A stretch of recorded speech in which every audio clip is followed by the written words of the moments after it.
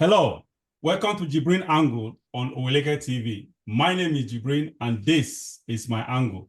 We have, as usual, our regular and special guests, Barrister Austin Manta, and a legal practitioner, very senior legal practitioner, and a senior journalist as well, Mr. Segun Onibio. So we shall be talking about some current issues in the polity and that borders several areas of interest, actually. But before then, let me welcome my guests. Barrister, welcome to this show, and Segun. Thank you very much. It's always my pleasure. All right. Thank you so much for joining us. Thank you for availing us your time or whatever. So, hold on, please. Sorry.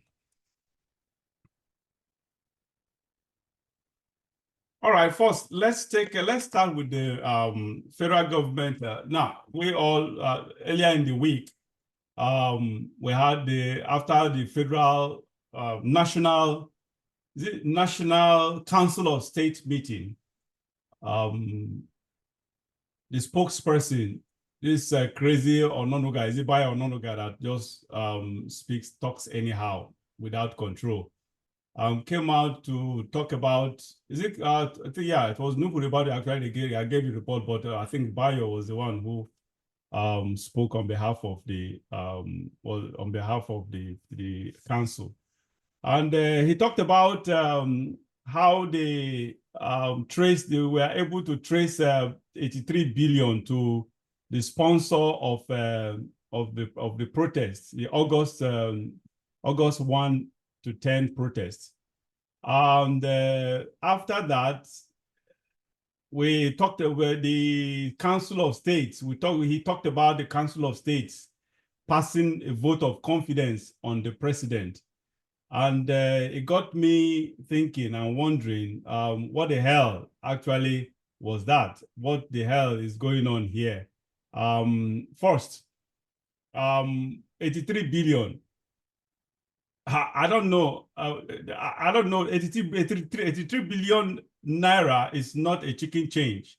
I don't know where the 83 billion naira was actually spent, what it was spent on. I don't know what I followed the protests. I don't understand how that, I don't know how that came about. Do you think, Barrister, do you think this could be a propaganda? Do you see that as a propaganda? That is one. Secondly, on the Council of States, what is your opinion about our ex-presidents actually coming out to give Tinubu a pass mark in this current situation that we found ourselves? Thank you very much, JIBRIN. On the issue of 83 billion, which the federal government talked about, I personally will take it with a pinch of salt.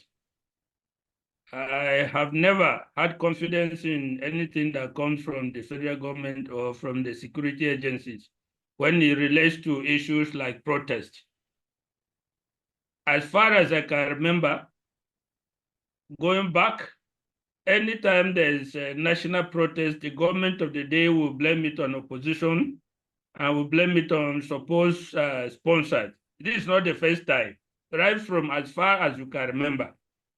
The only thing the security agencies used to come up because they are desperate to please the person who is there in leadership. They are not going to tell him what he does not want to hear. And what they always want to hear is somebody is after my seat. Somebody wants to overthrow me. So the security agencies will tailor their report to tally with what the president is already having in mind, because that is the way to go along with the powers that be. If you bring something that he does not like, your career and other large issues will not come to you. So I always take this kind of statement with a pinch of salt. You will see, and I bet you here now going forward, you will not find any, or they will not release any details of the supposed 83 billion.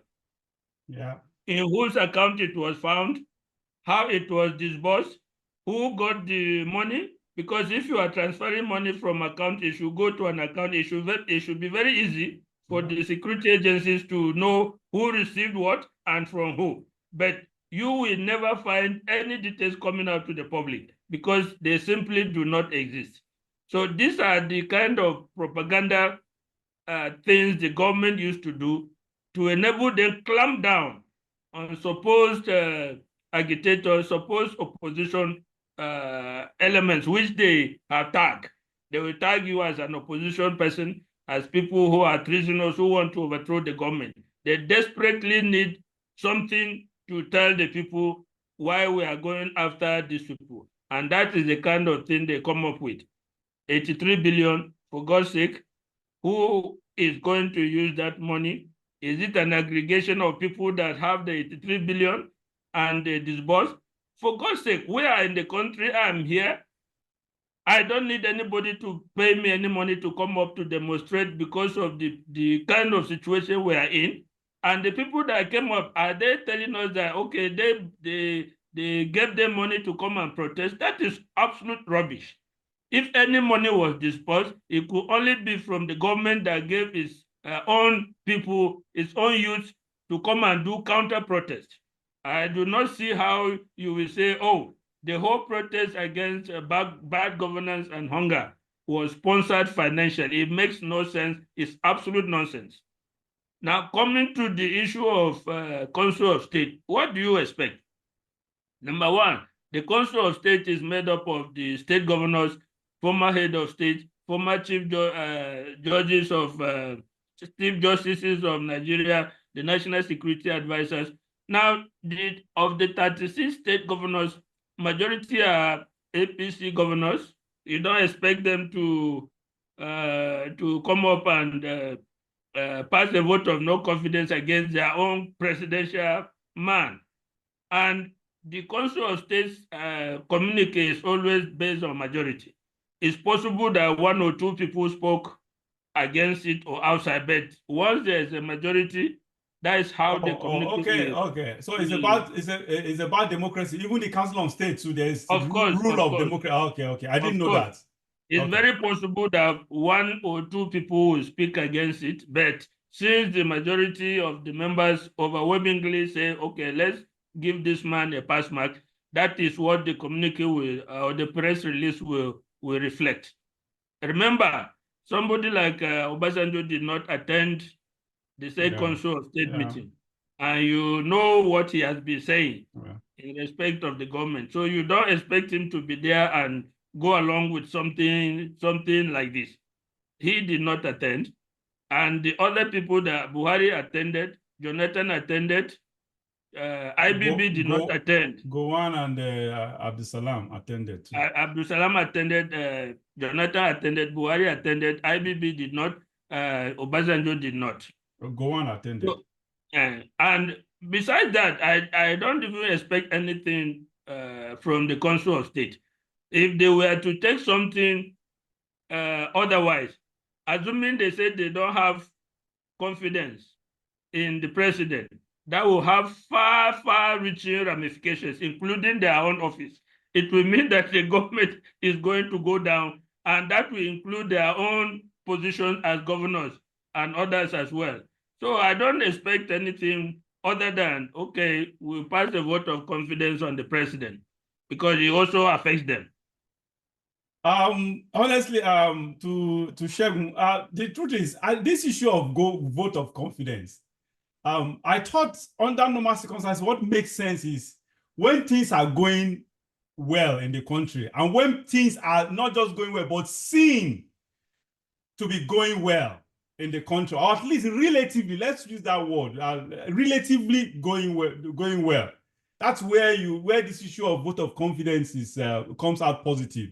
But in a situation where you have a conspicuous or a clear situation of that has all the evidences riddled all over the place of incompetence, ineptitude, and corruption and failures everywhere. Yet, people comes out to vote that they have confidence in our leader. Does that make sense to you? All right. Let me start first with the last question. It makes no absolute sense at all. And we have a saying in local parlance, I'm sure you are familiar with the saying, that even now only thief, now sabi trace thief footpaths on top mountain. Look, we are a joke in this country. When a couple of my friends or my colleagues who covered the meeting came back and said they were just busy eating and shaking hands and hugging themselves and talking aside and all that, you know. And one of the editors has jokingly said, if you see the hug, now 1 billion naira hug, you of course know what it means. It means something has transpired at the back. You see, I like the way Barrister put it. You don't expect them to go there and say they don't have confidence in the man. If they go there and they say they don't have confidence in him, my brother, from that night, Nigeria will turn upside down. You know what it means. But the beautiful thing is, we have two very prominent people who refused to attend that meeting, and who have one of them have openly spoken against this administration, and has criticized, not just because he doesn't like the person, because people will tell you he doesn't like Tinubu right from time when Tinubu was a governor. But this is somebody who has been president as a civilian and as a military head of state, who understands how this country thinks and ticks and thinks. You know, this is somebody who knows his onions. Have you watched his interview on the refineries, on the NMPC, on refineries in Nigeria? Honestly, I've not had the time to do that. He told them absolutely on that program that those refineries will never work. But you see, people are laughing and saying, about Bele, the warrior. These refineries were built under him. Yeah. He gave an example of how he invited foreigners to come buy over the refinery, and they said it's too small. And aside from that, the equipment that we have, they are obsolete. And I don't understand the reason why we keep thinking what is bad can be made good by pumping money in it. But this is the same government who will go about destroying local refineries, bombing them up, but they can't bomb up terrorists. And they keep fooling us. Look, they've shifted the production date for Port Harcourt refinery again. Yeah. I don't know if you've read that. Yeah. They've shifted it again. Of course. And that is long after Mele Kyari came and swore that, look, we're not joking here, we're not lying, I'm telling you. Look, that is enough to prosecute the man and put him in prison. And the reason why we see some of these things happen is because nobody is punished. Nobody gets punished for misbehaving. Nobody gets punished for lying.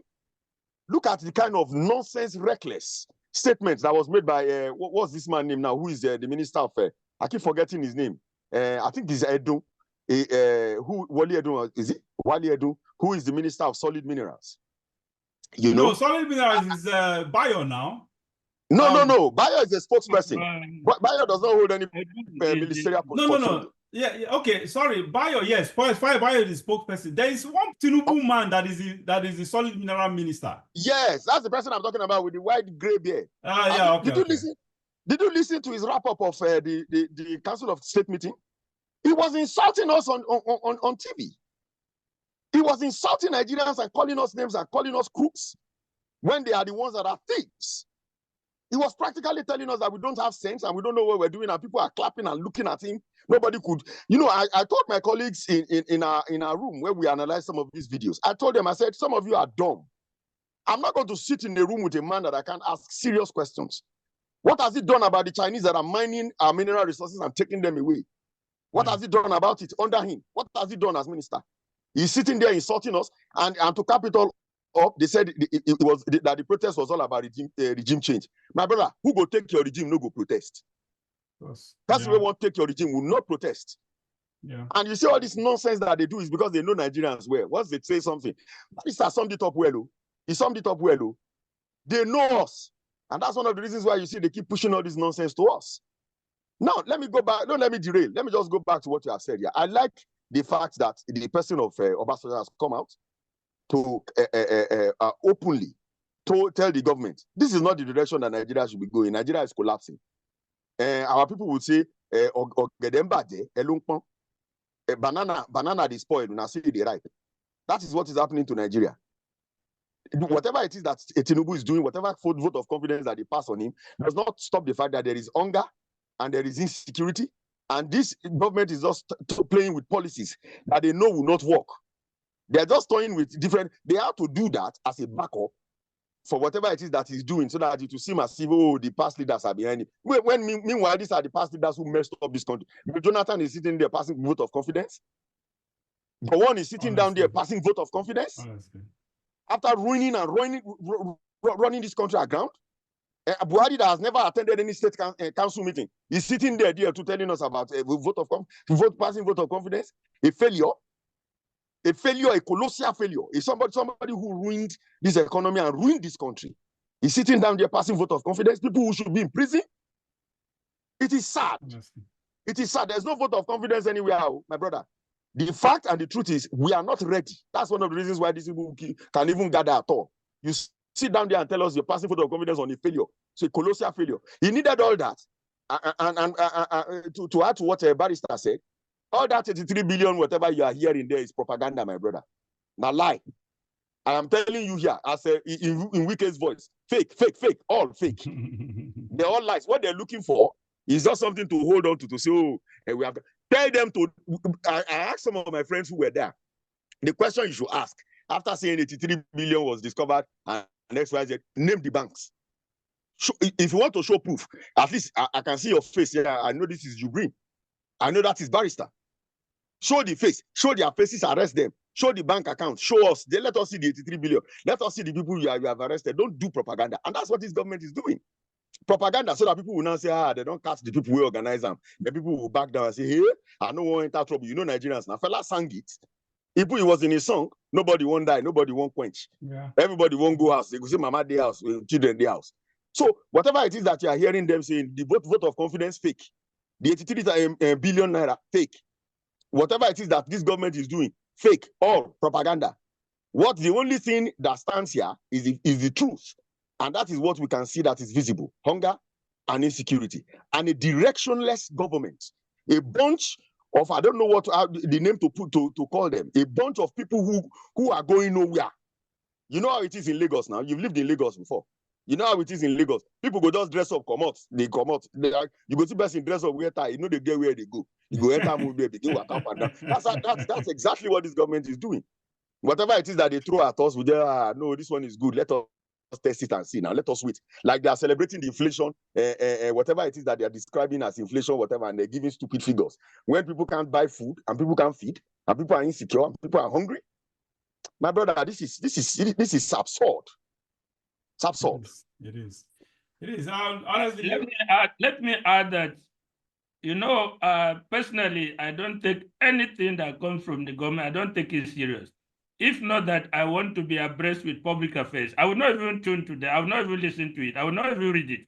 But for the fact that I always want to know, have knowledge of, that's the reason. But as soon as I read it, I know that it's absolute rubbish. Anything that comes from them, they don't address the real issue. So I take it, but there are a lot of gullible Nigerians. Because when you are there and you present, there are a lot of supporters of the government as well. When you are there and you present it, it's a means of defense. They say, oh, these people want to overthrow us. They want, and a lot of people are eating from the government, are benefiting from the government. So they are going to fight. And they are going to use somebody as a scapegoat. These are the people who want to overthrow us. So they are going to have to give something like that to tell the people. Yeah, you're right. And back then, to round this topic up, the thing is, this issue of vote of confidence. I usually, Council of State, I don't care. I don't even attach importance to that. What happened was, why I had to go through the story, what really happened was when I heard that the Council of State passed vote of confidence on the president. I said, what the hell is going on here? So I went to start to find out who were actually those people who attended. I was particular about the former presidents. That was my target. Who are those former presidents who attended? And I saw Goodluck Jonathan there. I saw Buhari there. I saw this guy there. What's his name? Abdul Salam. Saw Gowon there.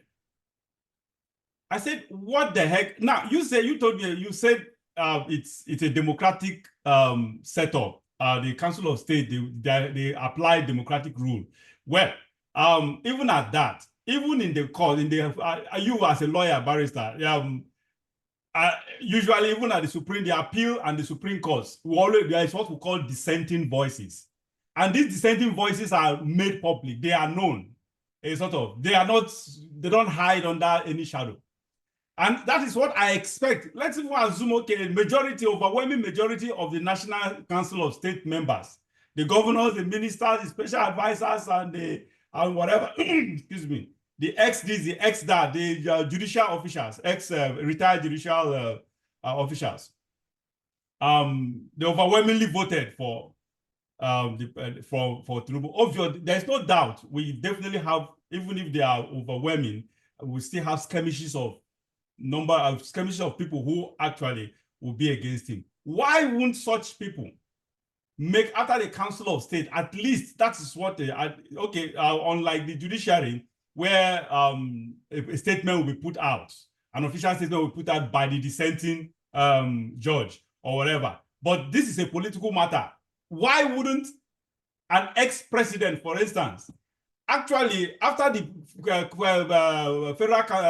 National Council of State meeting, address the nation and air his view on the current situation? So, because none of them did that, I just assume, just like what Shegun said, I just assume that all of them are in this together.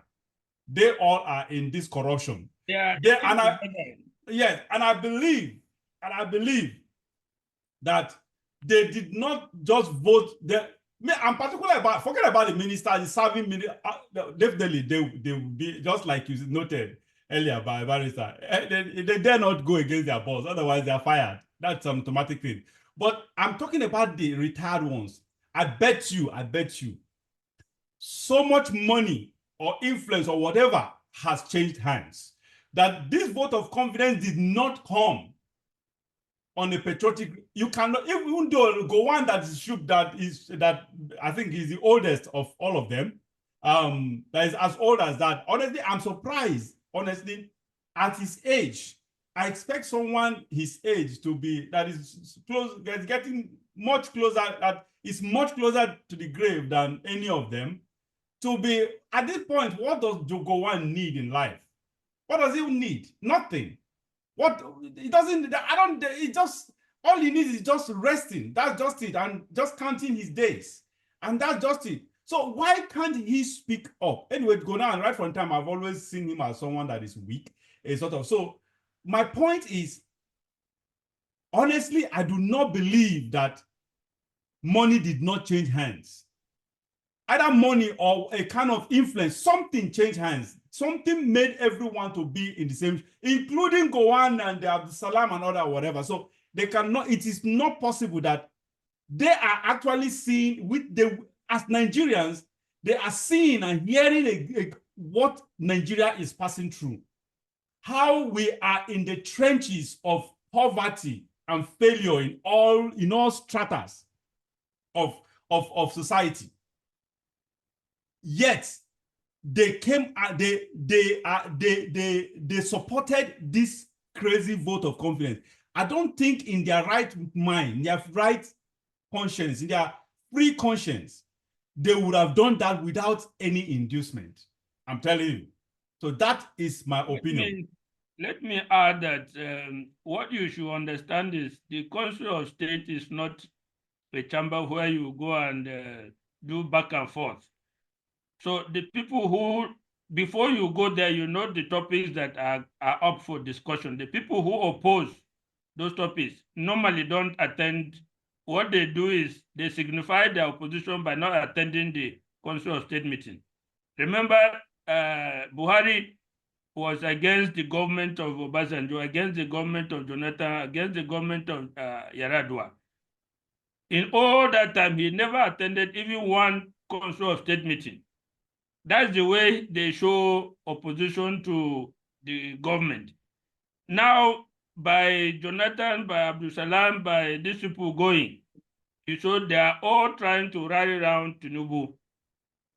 The people who do not accept, that is IBB and Obasanjo, did not attend, because at their age, they do not see how they will go to that jamboree, something akin to jamboree, and begin to exchange words with these people. So the honorable thing for them is to stay away. But everybody knows, Obasanjo, for instance, everybody knows his views.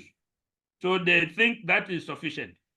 At their age, they don't think that, okay, let me go there, become cantankerous, come up and give a press conference attacking. They think it's not in the right way to do. So they just stay away from it. That is crazy, honestly. Very, very crazy. Anyway, that's it. Moving away from that.